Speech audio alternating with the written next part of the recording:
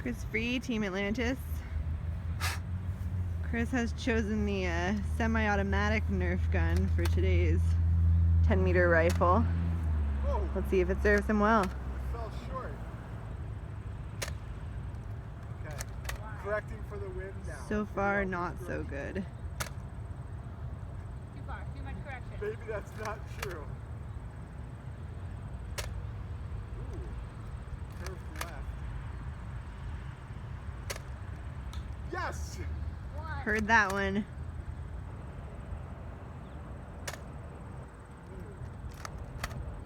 Chris is currently tied with our leader, Nicole Waite.